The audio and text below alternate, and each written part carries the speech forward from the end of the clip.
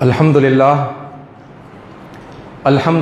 رب العالمین والصلاة والسلام علی رسولہ الامین وعلی آلہ واصحابہ اجمعین، اما بعد، میرے معزز سامعین، السلام علیکم ورحمۃ اللہ وبرکاتہ۔ فاعوذ باللہ السمیع العلیم من الشیطان الرجیم، بسم اللہ الرحمن الرحیم۔ وما كان هذا القرآن أن يفترى من دون الله ولكن تصديق الذي بين يديه وتفصيل الكتاب لا ريب فيه من رب العالمين۔ صدق الله العظيم وصدق رسوله النبي الكريم ونحن على ذلك من الشاهدين۔ ساری تعریف، بڑھائی اور بزرگی سزاوار ہے اللہ رب العالمین کے لیے، جسے لوگ پرمیشور، اکشر پربرہما، مہیشور، مہاشیو، یہووا، گاڈ اور اس طرح کے بہت سارے مختلف خوبصورت ناموں سے یاد کرتے ہیں، اور ہزاروں لاکھوں صلاۃ و سلام ہو اللہ کے آخری نبی حضرت محمد مصطفیٰ صلی اللہ علیہ وسلم پر، جنہوں نے اللہ کا آخری پیغام اللہ کے بندوں تک پہنچایا، اس کا حق ادا کیا اور انسانوں کو آپس میں جوڑنے کا طریقہ بتایا، پیار محبت سے اس دنیا کی زندگی میں اپنا وقت بتانا سکھایا۔ عزیز ساتھیوں، پچھلے خطبوں میں لوگوں کو متحد کیسے کیا جائے، لوگوں کو با اخلاق کیسے بنایا جائے، اور لوگوں کے اندر ایکتا اور یونٹی کس طرح پیدا کی جائے تاکہ ہمارے ملک عزیز میں، یعنی بھارت میں، ہند میں، اور پھر اس سے آگے بڑھ کر پوری دنیا میں امن و امان کیسے قائم کیا جائے، اس سلسلے میں کچھ باتیں میں نے آپ کے سامنے رکھی ہیں۔ اسی تسلسل میں ایک اور پرسپیکٹو، ایک اور دیکھنے کا زاویہ میں آپ کے سامنے آج رکھوں گا، اور وہ قرآن مجید کی اس آیت کی روشنی میں ہے جو میں نے ابھی آپ کے سامنے تلاوت کی۔ اس آیت میں شروع میں اللہ تعالیٰ پہلے یہ بتاتے ہیں کہ قرآن مجید کیا نہیں ہے۔ قرآن وہ کتاب جسے مسلمان مانتے ہیں کہ اللہ کی طرف سے ہدایت کے لیے جو اللہ کا کلام آخری مرتبہ نازل ہوا، اسے عربی میں قرآن کہتے ہیں۔ تو قرآن کیا نہیں ہے اللہ تعالیٰ پہلے بتاتے ہیں، اور اس کی تعریف میں یہ ہے کہ وَمَا كَانَ هَذَا الْقُرْآنُ أَن يُفْتَرَى مِن دُونِ اللَّهِ، اور یہ قرآن نہیں ہے اللہ کے علاوہ کسی اور کا بنایا ہوا، یعنی کسی اور نے اس قرآن کو گھڑ نہیں لیا ہے، کسی اور نے اس قرآن کو فیبریکیٹ نہیں کیا ہے، یہ اللہ ہی کا کلام ہے، یہ اللہ تعالیٰ بتا رہے ہیں۔ اور پھر آگے بتا رہے ہیں وَلَٰكِن، لیکن قرآن کیا ہے، یہ بہت امپورٹنٹ ہے نا، قرآن کیا نہیں ہے وہ بتایا، اور پھر اس سے آگے چل کر قرآن ہے کیا، وَلَٰكِن، لیکن کیا ہے قرآن، تصدیق الذی بین یدیہ، جو کچھ قرآن مجید کے سامنے ہوگا اس کی تصدیق کرنے والی کتاب ہے قرآن۔ وَلَٰكِن تَصْدِيقَ الَّذِي بَيْنَ يَدَيْهِ وَتَفْصِيلُ الْكِتَابِ، اور الکتاب کی یہ تفصیل ہے، یعنی سابق میں اللہ تعالیٰ نے جتنی کتابیں نازل کی ہیں، الکتاب کا مطلب جن سے کتاب بھی ہوتا ہے، آسمانی جتنے کتابیں اللہ تعالیٰ نے نازل کی ہیں ان کی تفصیل ہے قرآن، ان کا ایکسپلینیشن ہے قرآن، لا ریب فیہ، اس میں کوئی شک نہیں، من رب العالمین، سارے جہانوں کے پروردگار رب کی طرف سے۔ عزیز ساتھیوں، اس آیت پر اگر ہم غور کریں گے تو اس میں قرآن مجید کیا ہے، اس سلسلے میں جو اللہ تعالیٰ نے بات بتائی ہے کہ قرآن مجید تصدیق الذی بین یدیہ ہے، کہ اس کے سامنے جو کچھ آتا ہے، بین یدیہ کا جو ترجمہ اگر ہم کریں تو بامحاورہ ترجمہ اس کا یہ ہوتا ہے کہ قرآن مجید کے سامنے جو کچھ آ جائے تو قرآن اس کی کیا کرتا ہے، قرآن اس کی تصدیق کرتا ہے۔ بین یدیہ کے لٹرل میننگ آپ دیکھیں گے تو اس کا مطلب یہ ہوتا ہے کہ دونوں ہاتھوں کے درمیان، یعنی قرآن مجید کے سامنے لوگ جو کچھ بھی اپنے دونوں ہاتھوں کے درمیان پکڑ کر لائیں گے قرآن مجید اس کی تصدیق کرتا ہے۔ دونوں ہاتھوں کے درمیان پکڑ کر وہی کتاب لائی جاتی ہے جو بڑی مقدس مانی جاتی ہے نا، جو لوگوں کے نزدیک کلام الہی مانا جاتا ہے، جس کا لوگ بہت احترام کرتے ہیں، ہے نا۔ یہ آپ نے لوگوں کے بیہیویئر میں دیکھا ہوگا، آرڈنری کوئی کتاب ہوگی تو اس کا بھی لوگ احترام کرتے ہیں، لیکن پھر بھی ایک ہاتھ میں پکڑ لیا، یہ ہاتھ میں پکڑ لیا۔ لیکن خاص طور پر جب مقدس کتابیں ہوتی ہیں تو لوگ، یعنی ان کے باڈی کا پوزیشن بھی اکثر آپ دیکھیں گے کہ وہ ایک دم احترام کے اندر ان کے مونڈے جھک جاتے ہیں، اور وہ کسی گرنتھ کو جب لیں گے، کسی اسکرپچر کو جب لیں گے تو وہ اپنے دونوں ہاتھوں سے لیں گے اور بڑے احترام سے اس کو پکڑیں گے۔ تو قرآن مجید کا رول اس سلسلے میں کیا ہے؟ قرآن مجید ان کی تصدیق کرتا ہے۔ اب قرآن مجید تصدیق کرتا ہے، اس کا پھر مطلب یہ بھی ہوتا ہے کہ قرآن والا وہ کام کرے گا نا، قرآن والا تصدیق کرے گا، وہ چونکہ قرآن پڑھ رہا ہے، وہ حامل قرآن ہے، وہ قرآن کا علم رکھتا ہے، تو لہٰذا وہ اس کے سامنے جو کوئی کتابیں لوگ لے کر آئیں گے اس میں جو سچائی پائی جائے گی اس کی وہ تصدیق کرے گا۔ تو پہلی بات تو یہ ہے کہ یہ ہم پر پھر یعنی کہ ایک ذمہ داری اللہ تعالیٰ عائد کرتے ہیں کہ جو کچھ قرآن سے پہلے کے زمانوں میں، یعنی کہ انسانیت کی ابتدا سے لے کر قرآن مجید تک جو کوئی کتاب نازل ہوئی، جو کوئی تعلیمات دی گئی ہیں، ان میں جو سچائی ہے اللہ نے باقی رکھی، اللہ نے ان کی حفاظت کی اس سچائی کی، تو اسے ڈھونڈ کر نکالے اور اس کی تصدیق کرے، کیونکہ یہ قرآن کا رول ہے کہ قرآن تصدیق کرتا ہے۔ تو یہ میری اور آپ کی ذمہ داری ہے کہ وہ تعلیمات کو معلوم کریں اور ان کی تصدیق کریں، ہے نا۔ قرآن کی روشنی میں آپ دیکھیں، کیونکہ آپ مسلمان ہیں، آپ کے لیے کرائیٹیرین، آپ کے لیے فرقان قرآن مجید ہے، تو آپ قرآن مجید کی روشنی میں دیکھیں گے کہ کیا کیا سچائیاں ہیں جو آپ ہی کو نہیں دی گئی، ہے نا، جو ہر زمانے میں دی گئی ہیں، لوگوں کو سکھائی گئی ہیں، اور آپ کے پاس اس کا آخری مرتبہ جو یاد دلایا گیا ہے وہ نسخہ آپ کے پاس ہے، وہ مصحف آپ کے پاس ہے۔ تو آپ کیا کریں گے؟ میں اور آپ، ہم ان تعلیمات کو تلاشیں گے، اور ان میں جب وہ سچائی ہمیں ملے گی تو پھر ہم ان کی تصدیق کریں گے۔ یہ اس کا ایک پہلو رہا، اور میں اسی کے اوپر آگے بات اپنی کنٹینیو کرنے والا ہوں کہ قرآن مجید ان سب چیزوں کی تصدیق کرتا ہے جو اس کے سامنے پیش کی جاتی ہیں۔ یہاں پر ایک اور اینگل سے اگر آپ اس بات کو دیکھیں گے تو وہ یہ ہے کہ اگر کوئی غیر مسلم آپ سے آ کر پوچھے، جو قرآن کا مطالعہ کر رہا ہے نا، ایسے بہت سارے غیر مسلم ہیں، ہمارے ہندو بھائی ہیں، عیسائی بھائی ہیں، اور ایتھیسٹ ہیں، ایگنوسٹکس ہیں، ایسے بہت سارے لوگ ہیں جو قرآن مجید کی سٹڈی کر رہے ہیں، اور ایسا ہمارے ساتھیوں کے ساتھ ہوا بھی ہے کہ سٹڈی کرنے والا آ کر یہ سوال کرتا ہے کہ بھئی قرآن میں تو لکھا ہوا ہے کہ قرآن اس سے پہلے کی کتابوں کی تصدیق کرتی ہے، جو کچھ تعلیمات اس کے سامنے پیش کی جاتی ہیں اس میں جو کچھ بھی سچائی پائی جاتی ہے اس کی قرآن تصدیق کرتا ہے، مگر کیا بات ہے کہ ہمیں تو ایسی کوئی تصدیق نظر نہیں آتی۔ مسلمان تو بعض ہیں ایسے، لیکن وہ بہت یعنی کہ پاپولر ہو گئے ہیں، ان کی بڑی پبلسٹی ہوئی ہے، وہ تو کنڈیم کرتے ہوئے نظر آتے ہیں، اور تصدیق تو آپ کوئی ایک چیز کی بھی کرتے ہوئے نظر نہیں آتے۔ تو ان کا یہ جو اعتراض ہے، اس اعتراض کا پھر میرے اور آپ کے پاس جواب کیا ہے؟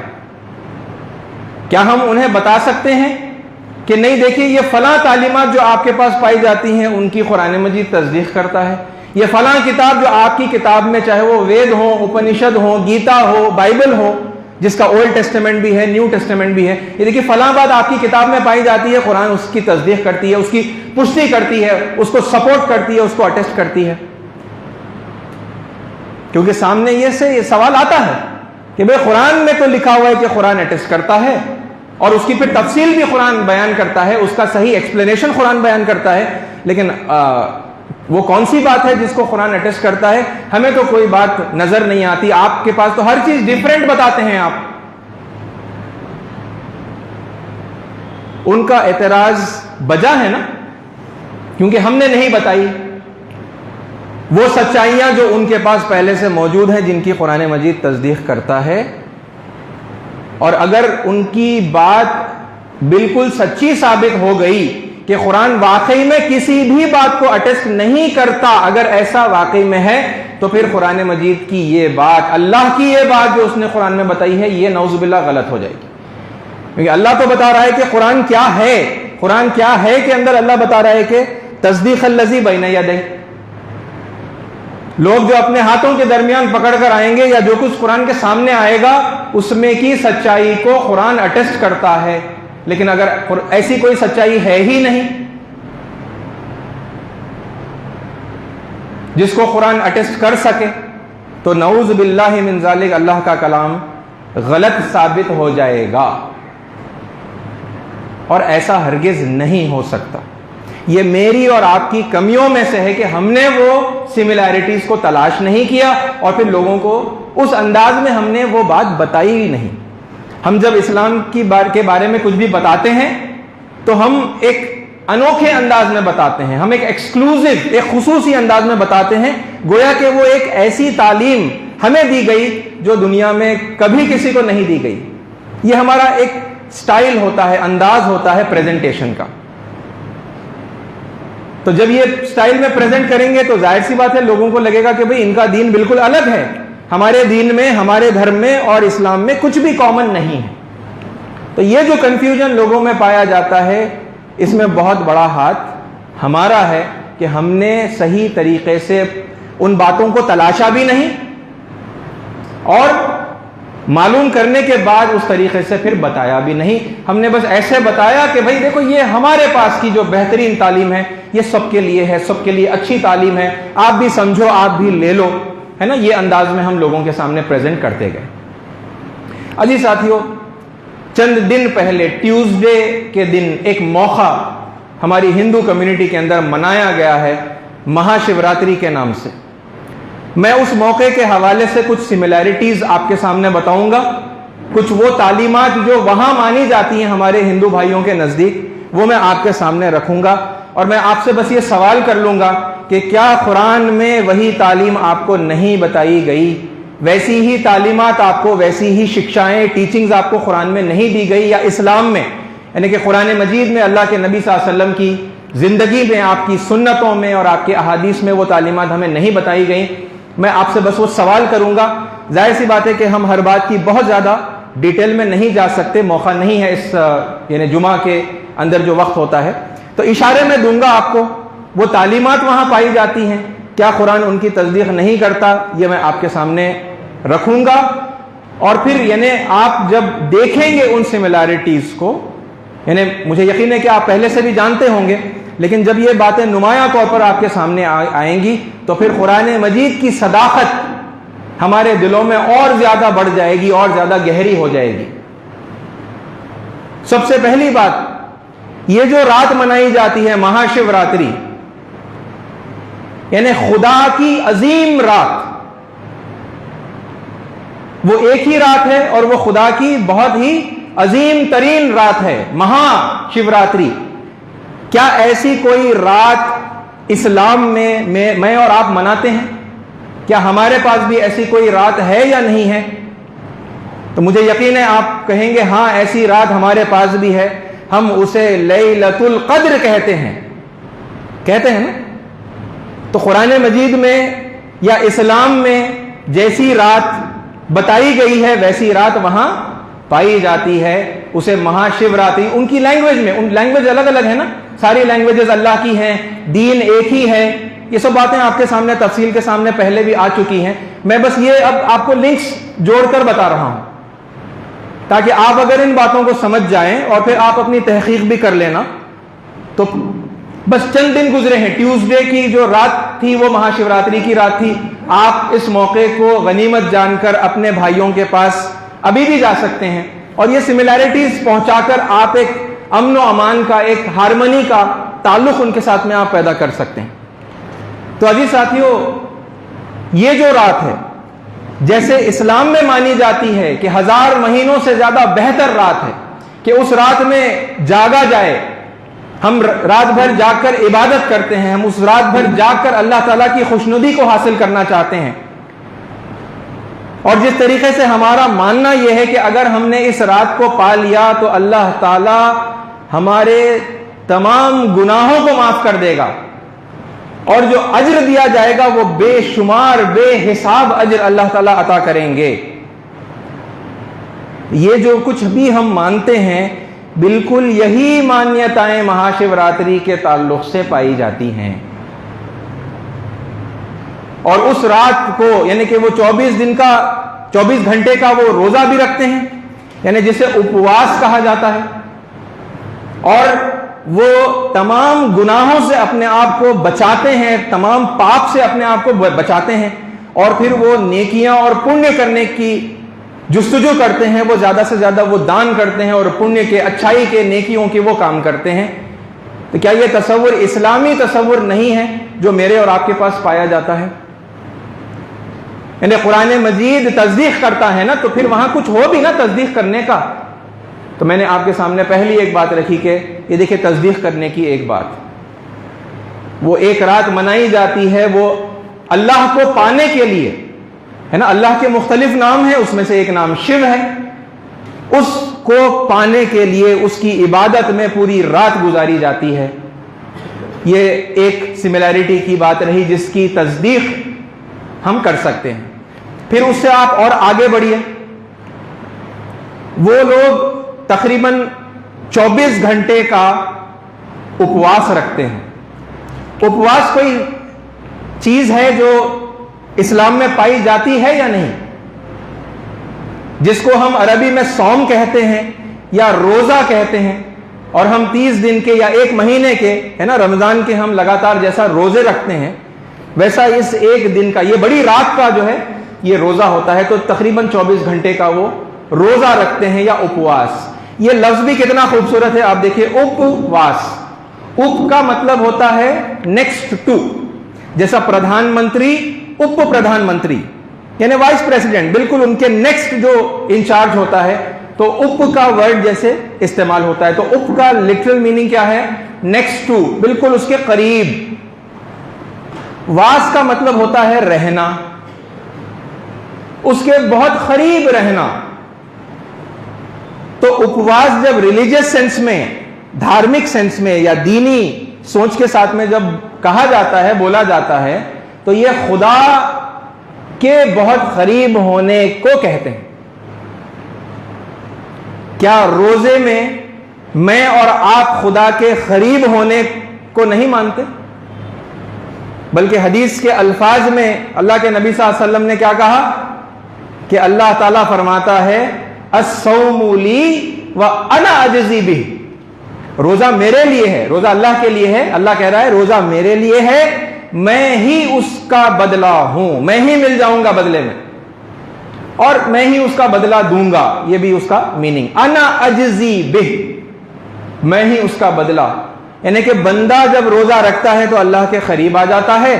یہاں پر اپواس رکھا جا رہا ہے. اپواس وہ ورڈ خود بتا رہا ہے کہ خدا کے قریب ہونے کا جو ہے وہ ایک عبادت کا طریقہ ہے, جس میں وہ روزہ رکھ رہے ہیں ہے نا, وہ کھانے پینے سے پرہیز کر رہے ہیں اور وہ گناہوں سے پرہیز کر رہے ہیں, وہ برائیوں سے, جیسے روزے میں ہم بھی کرتے ہیں نا, برائیوں سے ہم اور زیادہ. یعنی تو ویسے تو یعنی جیسا روزے میں صرف اسی ایک دن یا ایک مہینہ گناہوں سے بچنا مقصود نہیں ہوتا, بلکہ یہ پریکٹس کر کے زندگی تمام, سال تمام, یعنی 1 مہینہ آپ نے رکھ لیا تو پھر اس کے بعد سال تمام مجھے اور آپ کو اس پر ڈٹے رہنا ہے کہ ہم گناہوں سے باز رہیں, پاپ سے بچیں اور نیکیاں کرتے رہیں. اسی کی ٹریننگ جو دی جاتی ہے یہاں پر بھی وہی ٹریننگ دی جاتی ہے. یہ صرف ایک رات کی بات نہیں ہے بلکہ یہ وہ تعلیمات ہیں جو پھر سال بھر فالو ہونے ہیں, سال بھر کنٹینیو ہونے ہیں کہ برائیوں سے بچنا ہے اور پھر اچھائی کے کام کرنا ہے. سملیرٹی آپ کو دکھی جس کی آپ تصدیق کر سکتے ہیں, پھر اس سے آپ اور آگے بڑھیں. اس موقع پر انسانیت کے وہ سب سے پہلے باپ اور ماں کی تعظیم کی جاتی ہے, ان کو منایا جاتا ہے, ان کو سیلیبریٹ کیا جاتا ہے. یہ ماں اور باپ جو ہیں ان کو اسلام میں اور آپ آدم اور حوا علیہم السلام کے نام سے جانتے ہیں. تھوڑا سا پروننسیشن میں ڈفرنس اگر آپ دیکھ لیں تو ایڈم اینڈ ایو, ہمارے جو کرسچن بھائی ہیں یا پھر جو یہودی جو بھائی ہیں وہ لوگ ایڈم اینڈ ایو کہتے ہیں. تو ہمیں سمجھ میں آتا ہے نا, تھوڑا سا بس تلفظ ادا کرنے میں فرق ہے, ورنہ ایڈم آدم ہی ہے اور یہ جو ایو کہہ رہے ہیں یہ حوا علیہ السلام کے لیے کہہ رہے ہیں.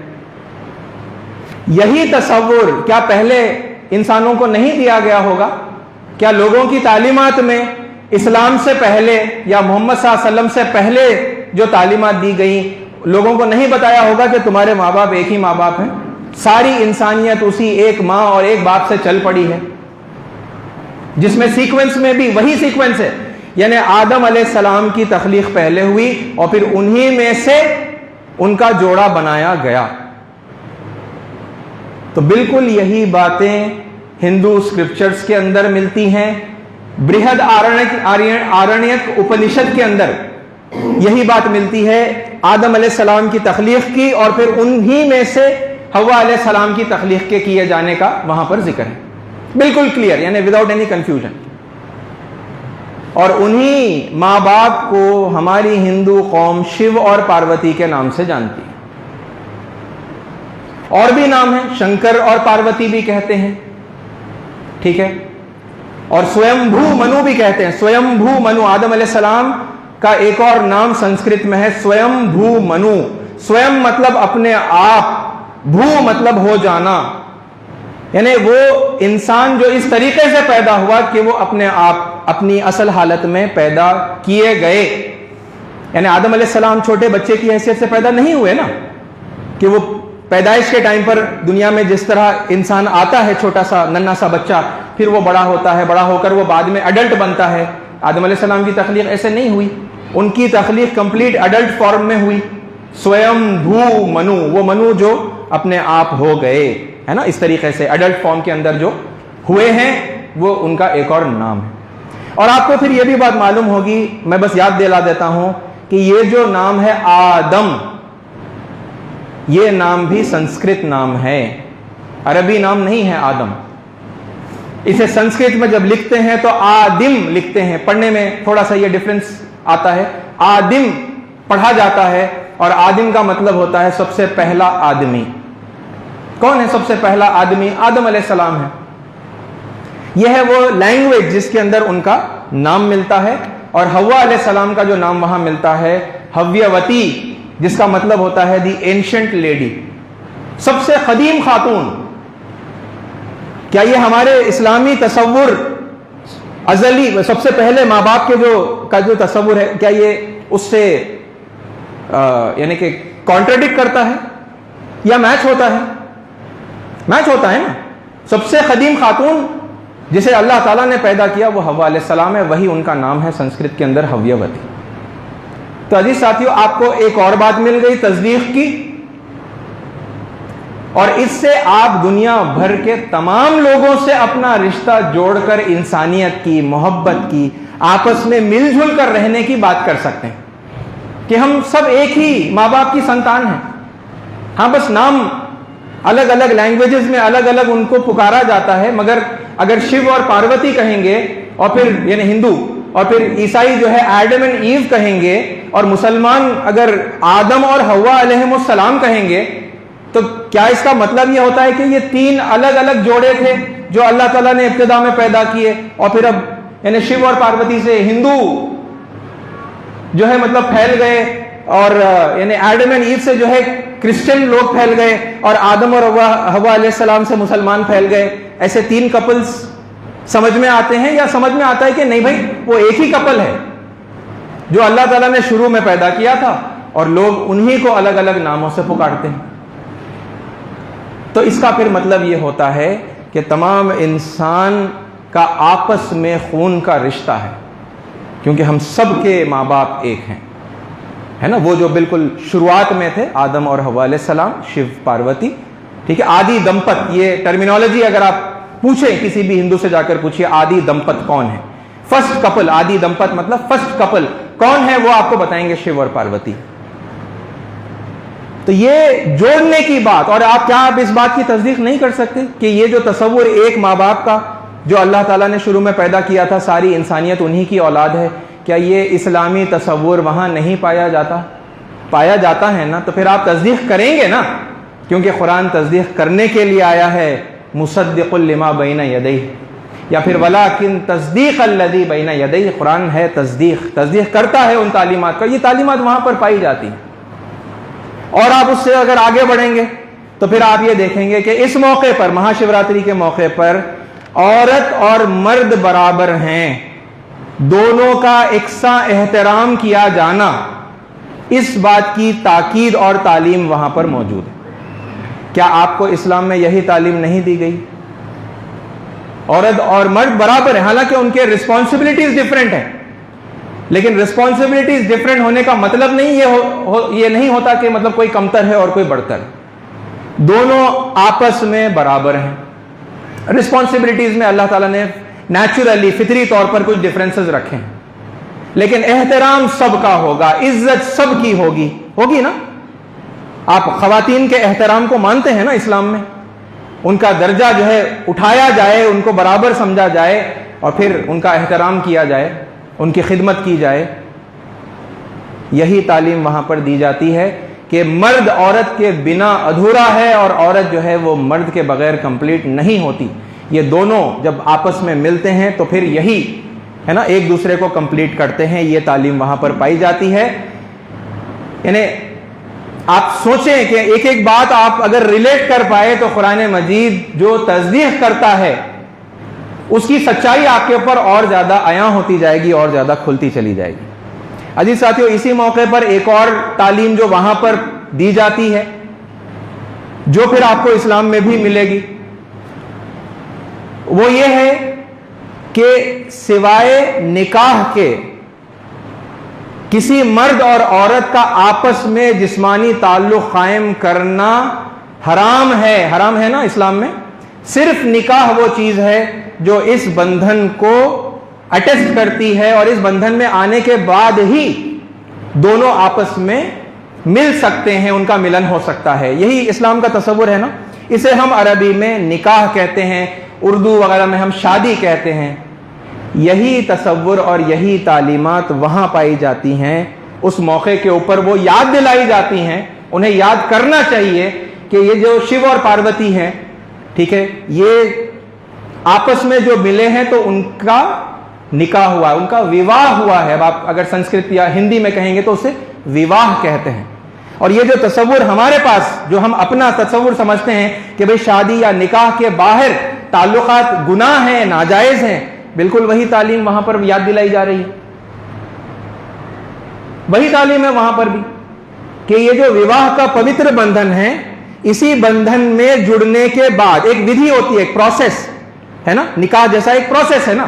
آپ کو کچھ کرنا ہے، کچھ لوگ ہوں گے، ان کی موجودگی میں کچھ پڑھنا ہوگا، کچھ کنڈیشنز پر ایگری کرنا ہوگا، اور پھر اس کے بعد میں لڑکا اور لڑکی کا آپس میں نکاح ہو جاتا ہے، اور جیسے پبلکلی یہ کام کیا جاتا ہے، سب کو پتا چلے، ہے نا، کہ یہ اب آپس میں یہ میاں اور یہ بیوی ہیں اور یہ مل کر رہیں گے، تو پھر لوگ اس پر اعتراض نہیں کرتے، بلکہ لوگ اس پر خوشیاں مناتے ہیں، مبارکباد اور تحفے دیتے ہیں۔ تو بالکل وہی بات وہاں یاد دلائی جا رہی ہے کہ وواہ کے علاوہ ہر قسم کا جسمانی رشتہ ناپاک ہے، ناجائز ہے، گناہ ہے۔ کیوں نہیں ہوگی وہ تعلیم؟ ہونا چاہیے نا بھئی اللہ تعالیٰ نے زندگی گزارنے کا طریقہ دیا ہے، تو جب سے انسان آیا ہے اس دنیا میں، جب سے وہ طریقہ دے دیا جانا چاہیے نا۔ ایسا تو نہیں ممکن ہے کہ اللہ تعالیٰ نے آدم علیہ السلام سے لے کر حضور اکرم صلی اللہ علیہ وسلم تک لوگوں کو کمپلیٹ وے آف لائف نہیں دیا، اور صرف آخر میں اب ایک کمپلیٹ وے آف لائف دے دیا محمد صلی اللہ علیہ وسلم کے بعد میں، تو پھر آپ صلی اللہ علیہ وسلم سے پہلے کے لوگ انکمپلیٹ وے آف لائف گزارتے تھے، ان کو نہیں معلوم تھا زندگی گزارنے کا صحیح طریقہ، اور ڈوز اینڈ ڈونٹس ان کے پاس نہیں تھے؟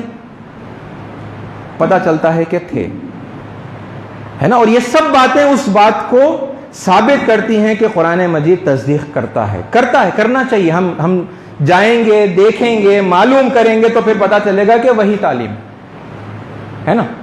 اور پھر ہم تصدیق کر پائیں گے، اور آپ اور میں تصدیق کریں گے تو پھر رشتہ جڑے گا نا. جب تصدیق نہیں کریں گے تو پھر ظاہر سی بات ہے کیا کریں گے، یا تو نیوٹرل رہیں گے کہ نہ تو ہم اٹیسٹ کرتے ہیں آپ کی کسی بات کو، نہ تو ہم کنڈیم کرتے ہیں، یا پھر اس سے اور آگے بڑھ کر یہ ہوگا کہ لوگ کنڈیم کریں گے. اور یہی کر رہے ہیں نا بہت سارے لوگ، مسلمانوں میں سے بہت سارے لوگ کیا کریں، کنڈیم کر رہے ہیں کہ بھائی آپ کے پاس کچھ بھی پایا نہیں جاتا، آپ کے پاس کوئی حق نہیں ہے، کوئی تعلیم آپ کے پاس نہیں ہے، جو کچھ ہے ہمارے پاس ہے. یہ ہمارا مزاج اپروچ بن گیا ہے. اور جب دین کو پریزنٹ کرتے ہیں تو پھر اسی انداز میں پریزنٹ کرتے ہیں، اس میں قرآن مجید کی آیات کو جھٹلا دیتے ہیں مسلمان اپنے اس یعنی بیہیویئر سے. یعنی اللہ تو کہہ رہا ہے کہ تصدیق کرتا ہے قرآن، مگر ہم نے فیصلہ کر دیا کہ نہیں بھائی کوئی چیز ہے نہیں تصدیق کرنے کی، کیا تصدیق کریں گے. اور ذرا سی کچھ بھی بات سملر جب بتا دی جاتی ہے تو ہمارے پاس کچھ لوگ ہیں تلملا جاتے ہیں کہ آپ نے ایسے کیسے کمپیئر کر دیا. تو قرآن مجید سے ناواقفیت، اور پہلے تو قرآن سمجھیں کہ قرآن کیا کہتا ہے، قرآن کیا چاہتا ہے، قرآن ہے کیا، اور پھر اس کے بعد میں وہ سابق تعلیم کے پاس جائیں گے تو پھر وہاں سے سمجھ میں آئے گا کہ ارے ہاں وہی تعلیم ہے اور قرآن ان کو اٹیسٹ کرتا ہے نا. یہ اٹیسٹیشن کا رشتہ ہے جو ہم جوڑتے ہیں. اور عزیز ساتھیو ایک اور بات اس سلسلے کی تھی، یہ جو نام ہے جیسا شیو خدا کا بھی نام ہے، آدم علیہ السلام کا بھی نام ہے، یہ بھی کوئی بہت بڑی کنفیوزنگ بات نہیں ہے. یہ بہت آسانی سے آپ خود اپنے ذہنوں میں اس بات کو یعنی کہ ریزالو کر سکتے ہیں، کلیریفائی کر سکتے ہیں، اور پھر اسی بات کو آپ اپنے ہندو بھائیوں کے سامنے بھی رکھ سکتے ہیں.